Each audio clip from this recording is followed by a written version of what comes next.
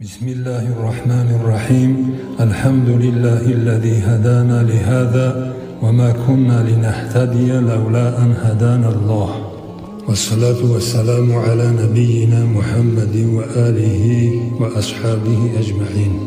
در این روزها که جهان بشریت به یک وبا و بلای عظیم مبتلا گشته است و بیشتر از نیم اهالی دنیا در حالت کرانتین قرار دارند، بزرگی نعمت ایمان و اسلام آشکارتر گشته است.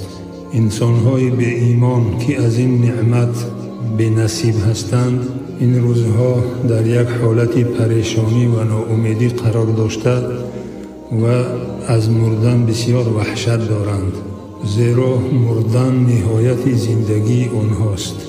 اما مسلمانان با وجودی که این بلا و خطر به جان آنها نیز تهدید دارد، این اعتقاد را دارند که هرگز به ما هیچ بلا و مصیبت نمی رسد مگر آن چیزی که الله برای ما نوشته است.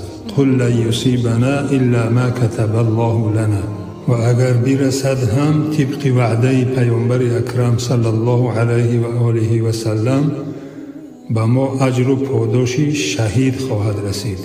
یعنی مردن برای ما نهایت زندگی نیست، بلکه آغاز یک زندگی حقیقی و جاودانی است. مسلمانانی که اهل نمازند در این دنیا هیچگاه در هیچ حالت پریشان و بی‌طاقت نمی‌گردند. این مطلب را الله متعال در قرآن کریم بسیار زیبا بیان نموده است. استعیذ بالله ان الانسان خلق هلوعا اذا مسه الشر جزوعا و اذا مسه الخیر منوعا. همانا انسان بسیار بی‌طاقت آفریده شده است. هر وقتا به او بدی برسد بی‌تاب و بیقرار می‌گردد و هر وقتا به او خوبی برسد سخت دست باز می‌دارد.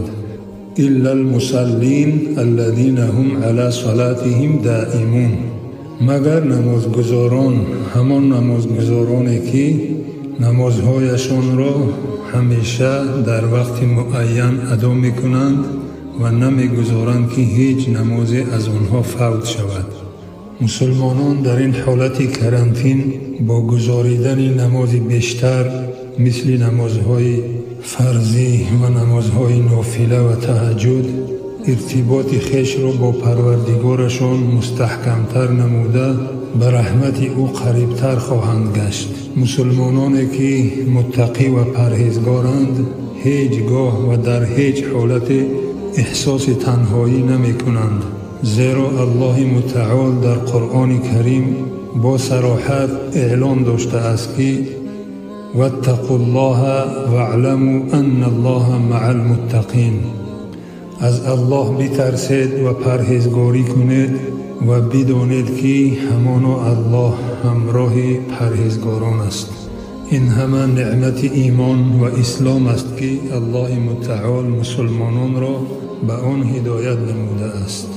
پس مسلمانان قدر این نعمت را باید بیشتر بشناسند و برای الله متعال همیشه شاکر و سپاسگزار باشند. در این ایام مبارک که فرارسی ماه شریف رمضان است، گرچند مسجدها بسته اند، مسلمانان می توانند با برپا داشتن نماز جماعت و گزاریدن نماز تراویح با اهل خانواده خویش و با تلاوت و ختم قرآن کریم خانه های خود را به مسجد تبدیل نموده از اون همه خیر و برکت و ثواب و فضیلت ماه مبارک رمضان بهره‌مند گردند. و آخر دعوانا ان الحمد لله رب العالمین و السلام علیکم و رحمت الله و برکاته.